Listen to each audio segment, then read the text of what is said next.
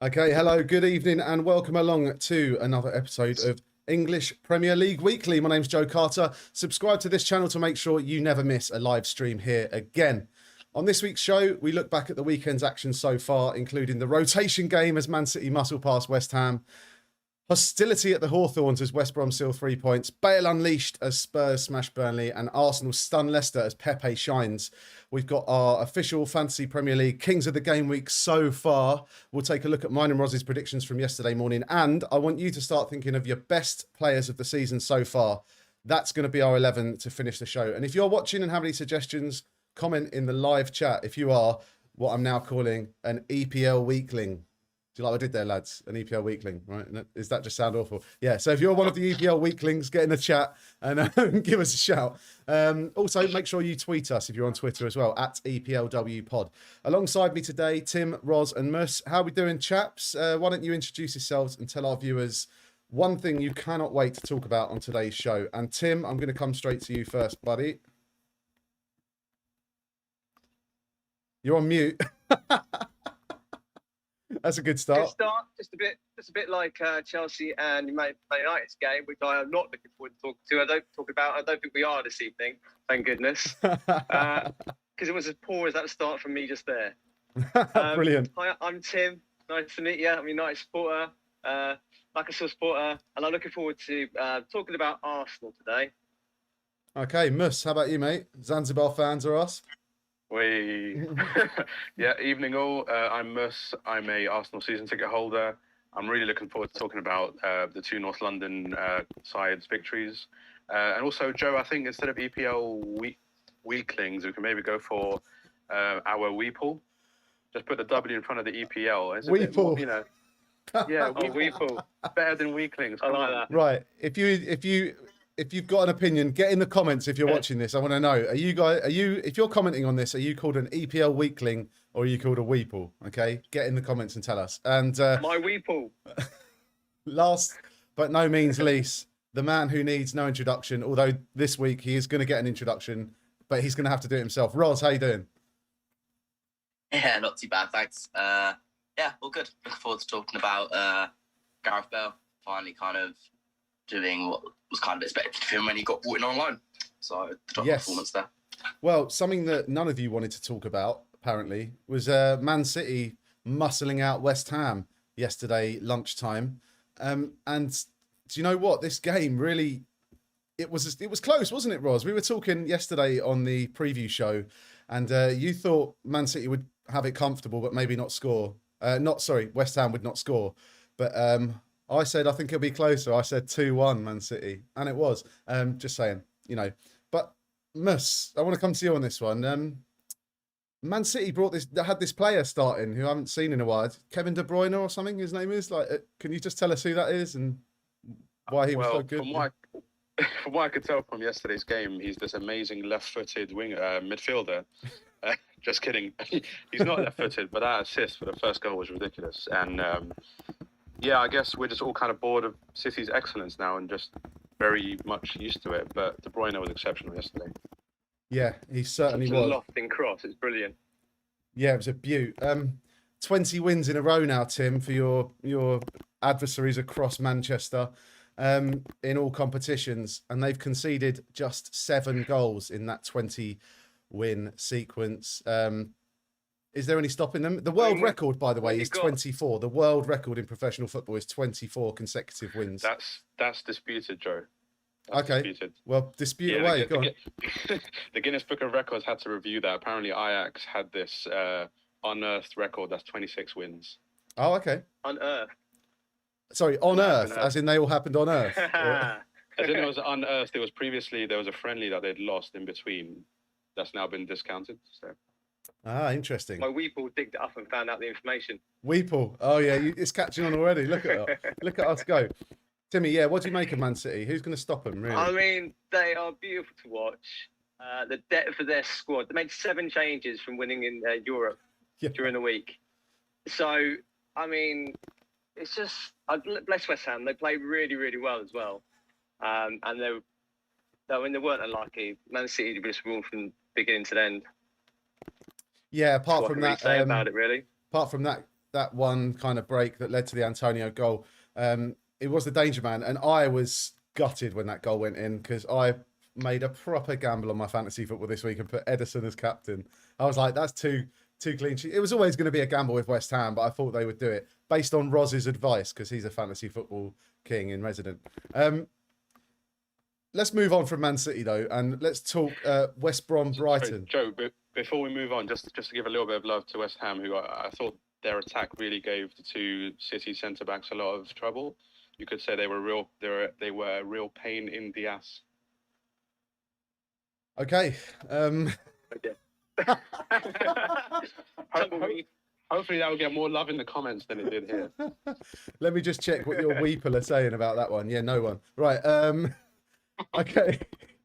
On to West Brom Brighton then. And this may go down in history as one of the most controversial games in the Premier League ever. So firstly, who saw this game? Who's seen the incident? I haven't seen it.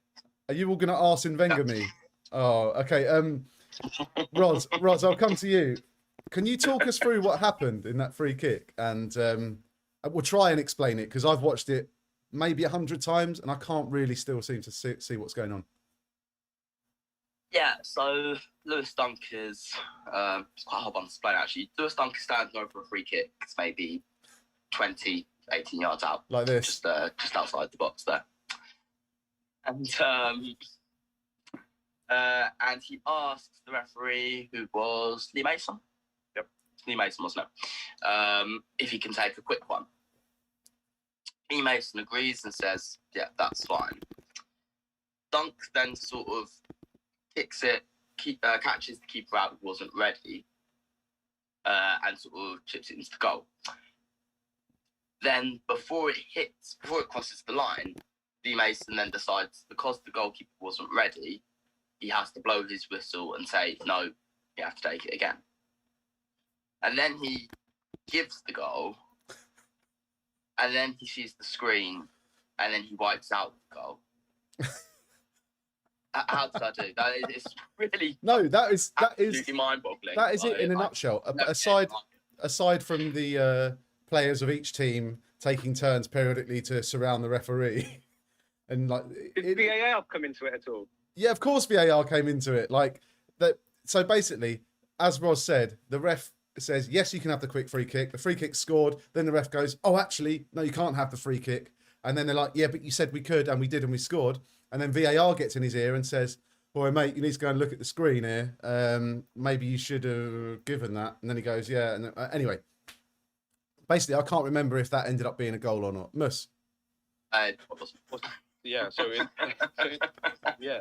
Well, I mean, so that's really interesting, Joe, because I think it's the flip-flopping that causes the confusion. So he kind of, what saved him, I guess, is that he whistled a second time before the ball crossed the line, and therefore VAR were able to say, that goal shouldn't stand. But what I don't understand is, in between all this kerfuffle, he's already told the Brighton player the goal doesn't stand, and then under pressure he gives it, only for the VAR to reverse it. And I think that's awful, right? And I was reminded of Nuno Espirito Santos's comments back in December, I think, and he felt so strongly about Lee Mason that he took the £25,000 fine because he refused to apologise. And what he said at the time, I've got the comments here, is that we already had Lee Mason before. It's not about crucial mistakes or decisions. It's about how he handles the game. The players get nervous and there's too many voices. He whistles by the voices when some players shout. And it felt like under pressure from the Brighton players initially saying, you told us we could take it, he relented. And then only had to U-turn again when VAR said, well, actually, no, you blew a second time, so it can't stand. And that's just, really poor officiating. So he's going to be 50 in October. So that makes him the second oldest referee in the league after Mike Dean. I love that. You like, other than Mike Dean, and you're like, case closed, say no more. But like, interestingly, he's basically just too nice. Is that what you're saying? Perhaps, yeah. He's got this, this unerring desire to please people, which is not great if you're trying to be the objective truth in the middle. But he's apparently pulled out of the Liverpool Sheffield United game due to injury. But he could probably do with a break after yesterday, I think. Yeah. What's he got? Like a bit of a broken heart, do you reckon? Poor guy. Yeah. Well, look, I'm not going to be one. I don't want EPLW to ever be about hounding referees, and we've seen a lot of stuff that's gone on recently that's referees getting bad press. Look, on the whole, they do a fantastic job, and everyone makes mistakes in life in general. Talking of making mistakes, Brighton's penalty kicks. The first team in Premier League history to hit the woodwork twice from 2 pens in a game in Premier League history. So, Ros, I mean, I saw Danny Welbeck's one. Who took the first one? That's a very good question. Pascal Gross. Gross, that was it, yeah. And it was a gross penalty, like, I'm not going to lie, and hits the woodwork. You know what? We were talking about XG the other day, and particularly with Brighton, and that won't do them any favours at all with their good old expected goals. Roz's latest, I don't know if you've sort of been watching Mus Tim, but, you know, Roz has moved on slightly from Bielsa, and now he's firmly in his sights, and his sniper rifle is the XG, expected goals stat, and he's like nailing it in there, especially for Brighton. I would like to get XG on the show and see how Roz, you know, gets on with XG. I think just on that, I think it's obviously just an indicator, and it's about how you use it. And I think that was Roz's point from what I heard on the previous show, that it's you could use it to assist your rationale and the decision. And I think what Brighton's XG tell us is that they need someone who can score, and they don't have that. They in the last 6 games, I think they've had 40 shots, 20 odds on target, and only 2 goals or something really ridiculous. Yeah, Mus, like that. can I just clarify that actually? One of the EPL weeklings has got in touch on the comments, and Dave says, well, we could call him our very own stat man Dave. Brighton over 40 shots in last 3 games, just 1 goal. And on the free kick, he says, it's decisions like this, which for whatever reason are not given, that need to be explained by the referee after the game. This type of decision could cost Brighton their survival in the Premier League. So sorry to cut across you there, but Dave raises a very good point, doesn't he? That could be pivotal. It could be. It could be. But to be honest, I think them not having a proper striker that can score probably over the course of a season counts against them more, and Potter needs to work some magic. Potter! Timmy, like Dave's other point there was, about refs coming and explaining their decisions after the game. Is that really feasible in the modern game? That'd be fun. I'd like to see the referees at the end of the game having a pundit actually asking a few questions, explain a few decisions. Why did it go against the VAR? I think it'd be good. I think it'd be entertaining. And also, you can see how much of a doofus they are, or if they're not, and how they speak.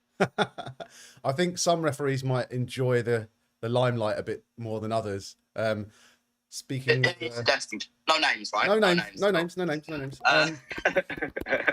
Actually, talking about hounding referees earlier, just to very briefly go to the incredibly dull Man United-Chelsea game.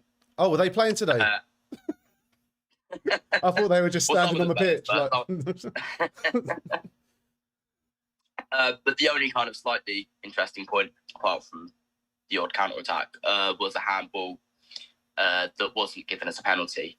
And as the referee was actually looking at the screen, you could hear the likes of Harry Maguire, the likes of Hudson-Odoi, so lots of Chelsea players and Man United players shouting at the referee as he's trying to focus. And, it should just be an instant card. There's such a lack of respect from players. Absolutely. But for some reason, it's perfectly acceptable. Like, you must be effing joking. It's just standard talk. You'd never get that in rugby. You'd never get that in any other sport. Yeah, exactly. What do you think about referees actually having their mics on around the stadium? Do you reckon that would bring it down a little bit? I think it would bring it down, but there'd probably be some sort of period in between where there was loads of audible swearing for one match week, and then the week after, all the players would have heard it back and be like, "I sound like an idiot." The mother's on the phone going. But we've had that since lockdown anyway. We've been able to since hear the them. stadium's been empty. Yeah. It seems like every 5 seconds there's a little thing that just comes along the bottom of Sky Sports saying, "We apologise for any language that you may or may not have heard." Yeah. And that always, instead of, reassures me that they're sorry about it, I usually haven't heard it. So then I kind of switch on and go, "Oh, what's Sean Dyche saying?" Yeah, that's kind great. of alerts me to it. It's great. Always Sean Dyche with you, isn't it, Roz? Right. Anyway, on to Leicester Arsenal. Do you know what? Leicester 1, Arsenal 3 at the King Power. Roz, another one that between us, we kind of predicted this one. I said 3-2 Arsenal. You said 2-1 Arsenal. We thought it'd be close. We thought there'd be goals, and there certainly were. Leicester took the lead early with Tielemans, and but then Arsenal, wow, just like Man City, 7 changes. Arteta, mini Pep, trying to do his thing. I don't know if you saw him on the touchline. Every time one of the 7 injuries that happened in the game, he was like, "Right, guys, doing all this." We'll get onto the injuries after. But first thing I want to talk about, Arteta's rotation. He's turned Pepe and Willian into half-decent players, hasn't he? Roz? It's interesting how, I think just yesterday, we were talking about how strong Arsenal's, that sort of 3 in your 4-2-3-1 is, and the potential that you've got there. You could play sort of Martinelli on the left. You've got Emile Smith-Rowe, who's really done bits this season. Obviously, Saka, who stayed on the bench today. They didn't need him. And Pepe was more than all of them combined, right? Yeah. Must have been. He was unbelievable. He had 72 million, I think. Yeah. And I used to kind of call him like one-trick Pepe. He had that little cross, a little dinked cross that he cuts in on his left. And that was the only, he did it like 2 or 3 times in an Arsenal shirt. It's like, what else does this guy have to offer? I thought he was superb today. Yeah, today he attacked Europe this season. He attacked Thomas. Mostly. He attacked Thomas, didn't he? And he got him on a yellow quite early, and he was just winning us free kicks. He gave us 3 or 4 goes at that same set piece, and eventually, Louise nods in the equaliser, and we go on to win 3-1. One thing to note, hang on, Timmy, I'll come to you in a second. The injuries. There were a lot of injuries in this game, and the schedule's not helping either of these teams. Both played on Thursday night, and then we've got the midday game on Sunday. Arsenal and Leicester having played Thursday night. Why have they got the midday game? Spurs play on Wednesday night, and they get the later game. It's fine margins, but tell that to Brendan Rodgers, who's just lost James Maddison, Harvey Barnes, and was it Johnny Evans walked off as well? And there was another. It's ridiculous. And then Arsenal, Smith Rowe, same situation. Anyway, it's just kind of a point I wanted to make. Mus, go on quickly. Yeah, I just think it's so obviously BT Sport is the broadcaster that airs both the Thursday games and the Saturday games, and surely it's in their interest to keep as many of the best players fit, so you get a better product. But by scheduling the games the way they have, it undermines that. So. Yeah, Tim, I'll just come back to you briefly on that point you wanted to make on the Leicester Arsenal game. Oh, I was going to say, to me in the beginning, you're right about the injuries, by the way, and it is a big shock for Leicester. They definitely missed James Maddison. He's such a creative player, and without him there, Vardy was pretty useless. He's working on scraps. And to me, at the beginning of the game, it looked like it was going to be, when the first goal went in, it looked like it was going to, defence of Arsenal, it just looked like it was going to be one of those days for the boys at the back. It really did. But they pulled the fingers out, quite honestly. I'm going to have to literally repeat everything else you boys have said about Pep as well. He's pretty special.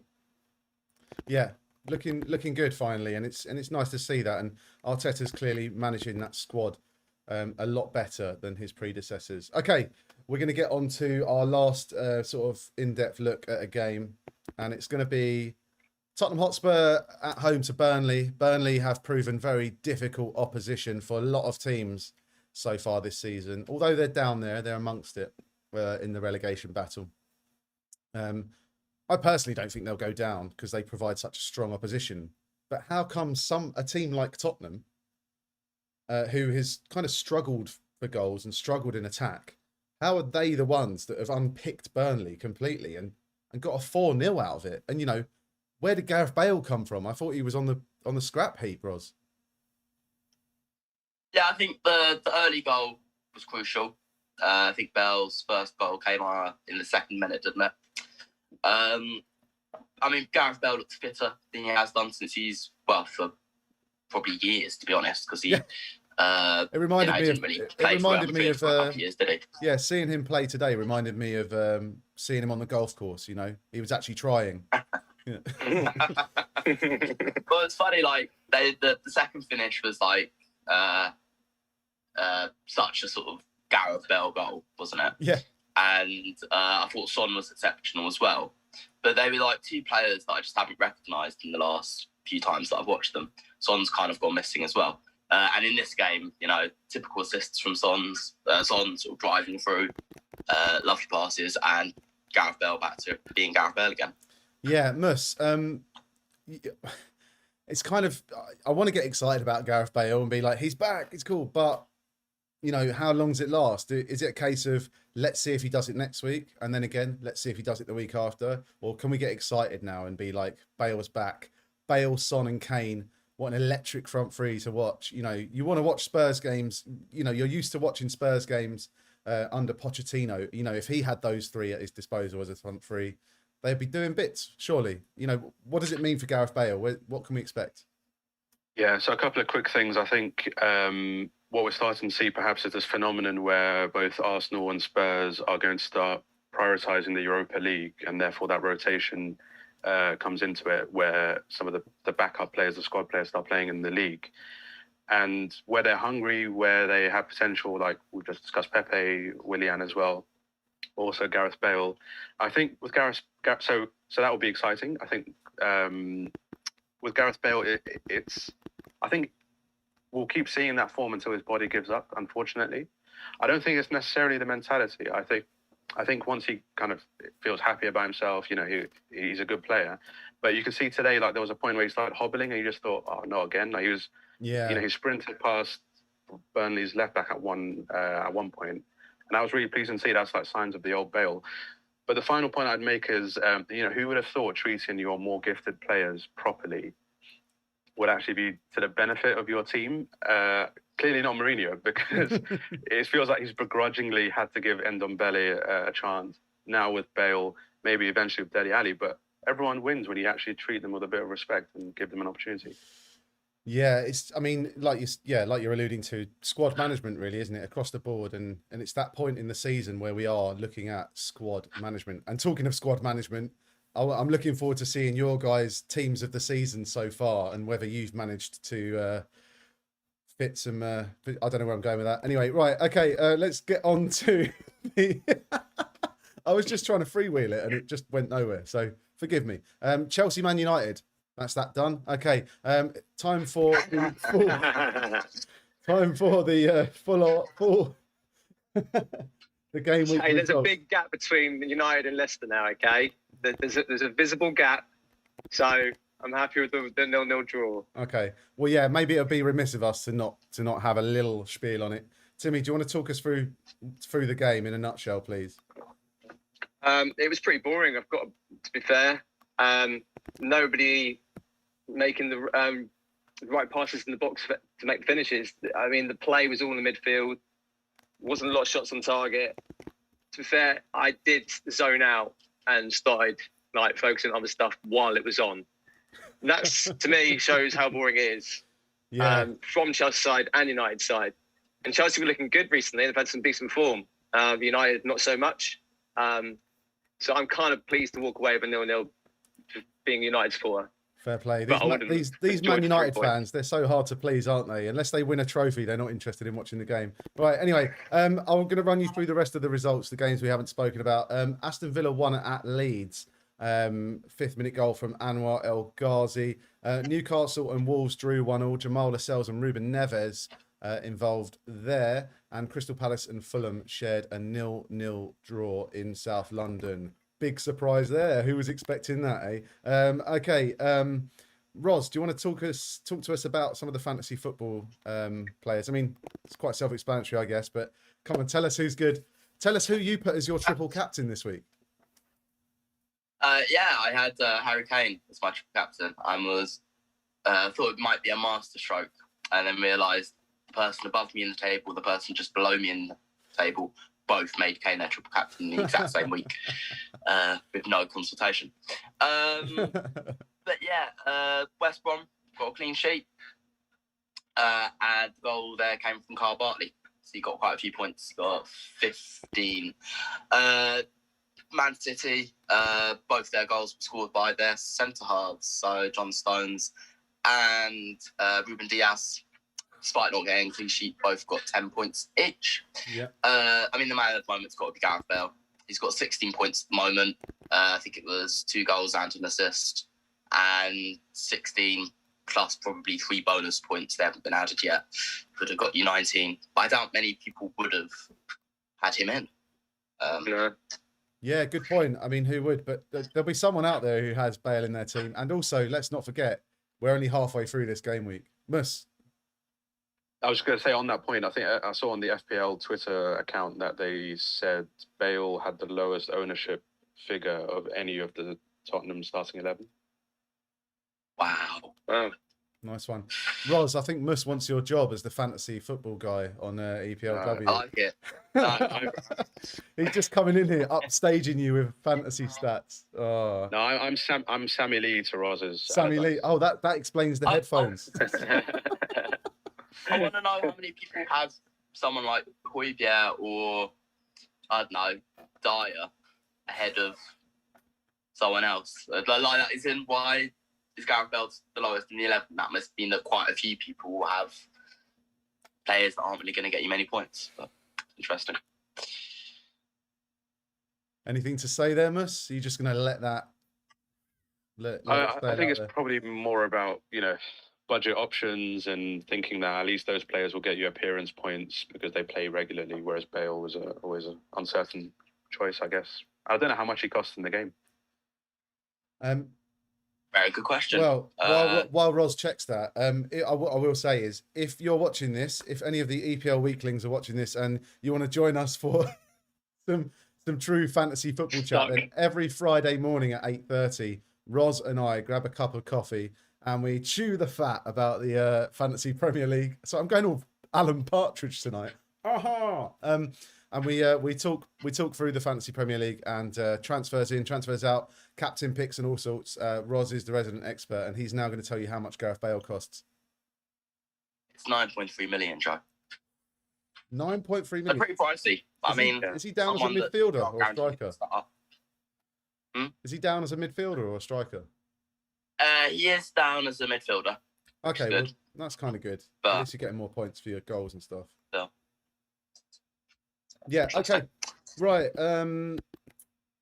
Let's get on to our team of the season so far, shall we? This one's funny. Because I said to you guys, I want you to come up with an 11, and it's your team of the season so far, so your best performers. And judging by your various reactions, your faces that I'm looking at right now, you know how interesting it's going to be. So let's first have a look at Mus's team, shall we? Here we go. Here's Mus's team. So got Martinez in goal, a back three of the left back, Aaron Cresswell, Ruben Diaz and Matty Cash. So a very stretched defence there. A midfield five of Saka on the left, Joao Cancelo on the right, Gundogan, Grealish and Fernandes in the middle, and up front, Salah and Kane. Roz's team, Martinez in goal again, James Justin at left back, Diaz and Stones centre back, Cancelo right back, Souček in the 4 role, Grealish and Gundogan centre mid, Fernandes and Cam, and then Kane and Calvert-Lewin up top. Timmy's team, and this is where it gets interesting, in goal, Ederson, across the back, Luke Shaw at left back, Kyle Walker at right back, Yannick Vestergaard and Gabriel of Arsenal at centre back, a centre mid 3 of Jack Grealish, James Maddison and Kevin De Bruyne, Bruno Fernandes in the 10 role behind Mo Salah and Heung-min Son. And finally, hold on, Joe. Go on. Who's Mohamed Asla? Is he an up and coming new striker? Oh, Tim, you're getting dug out on your spelling, mate. Yeah. Tim's gone. I'm gone. Door opened. Yeah, so that's Tim's team. I'm going to show you mine as well quickly, just for discussion purposes. In goal, I've got Ederson, Left back Cancelo, although theoretically he's more of an inside forward. Stones and Diaz centre back. Wan-Bissaka right back. My holding midfielder Rodri, and then I've got a midfield four of Harvey Barnes on the left, Saka on the right, Maddison and Bruno Fernandes in centre mid, and Kane up top on his own. Let's come back to the start then. Mus, tell us why Matty Cash and Aaron Cresswell are in your back three, please. To be honest, I think there's a really strong case. You guys won't be able to argue against this. Aston Villa have the second most clean sheets in the league after City. I think 13 clean sheets. So that accounts for Martinez and Cash. Cash was a new signing from the lower leagues, came in, hit the ground running, and added to Aston Villa's attacking force as well. So that accounts for Matty Cash. Cresswell, I think, also has like a ridiculous number of assists. I think he may be the highest assisting defender in the league. So again, I think he's there on merit. Okay, and Ruben Diaz kind of speaks for itself, doesn't it, Ros? Absolutely. I think when I was doing mine, I was sort of thinking the two City centre halves are definitely the ones to go for. Another word from Aston Villa is I think that not just clean sheets, but actually fewest goals. If you did a table of how many goals each team had conceded, they would actually be third. Third in the table for fewest conceded goals.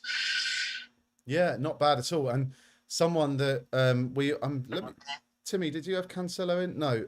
So someone that Ros and Mus and myself, we all put in Joao Cancelo, but hilariously, I put him left back, Ros has put him right back, and Mus has put him on the right midfield. And this basically explains Joao Cancelo in a nutshell. He does it all, doesn't he? What position does he play, Timmy? Joao Cancelo.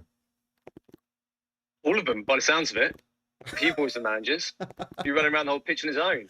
Yeah, well, he basically adds up as a second sort of number 10, doesn't he? I think he's been fantastic this season. And he has easily, I mean, for me, he was the first name on my team sheet, just because, literally, this is going to sound over the top, but because he's revolutionised football this season. In midfield, Can I just ask, Joe? Yeah, go on. Really quickly. Say it was like the first name on your team sheet. You had him at left back, right? Yeah. Was that not a conundrum? Were you not like trying to weigh up Cancelo, Luke Shaw? Interesting. You should say that. Trouble you? Yeah, the left back debate. Timmy, can you explain Luke Shaw to us, please? He's a good I player. can't that quickly. But yeah, that's not happening. I think that got the biggest laugh of the whole team there. Even my misspelling of Salah. More of a laugh than that. In Timmy's defense. Sorry, you go on, Ros. No, I was just going to say, yeah, he's improved drastically. Doesn't make him any good. Half the sort of shambolic, organised, defending goals that Man United concede are his fault. It's either him or Maguire every single time. He's got such poor positional sense. He's improved. Great. He's better than he was when like Mourinho was digging him out and bullying him in the media and stuff. But he's like an absolute shadow of the player that they brought from Southampton. And he's certainly not best left back this season, in my opinion. Well, there you go, Timmy. You've been told by the Ros machine. Tim, someone you did put in your team, who I also put in my team, was James Maddison. And you were saying earlier, you were singing his praises, talking about how... Yeah. Go on. I mean, it's his passing is unbelievable. And target a player in terms of like his foot body and just pinpoint them accuracies. It's just his creativity is spot on. I mean, you have to have him in your team, don't you? Just be like Luke Shaw. If you need him in your team, you have to have him in your team. One surprise omission for me from all of you guys is Harvey Barnes. Yeah, I mean, close. Yeah. Why do you leave Harvey Barnes out? This, but I kind of opened the notes app and just kind of wrote down these goalkeepers, kind of put them all. I tried to do an 11 and I ended up with about 18 players that I felt absolutely had to be in there. It was really hard to leave Harvey Barnes out. It was really hard to leave Bukayo Saka out. Højbjerg, I think, has had a very good season as well. So yeah, bench definitely for Harvey Barnes. Yeah, interesting. Mus, what made you? Did you think of Harvey Barnes at all? Did he come into your thinking? He did. I mean, to be fair, Joe, you're talking about interesting omissions. I see you haven't gone for Gundogan or Gundogan, as you insist on calling him.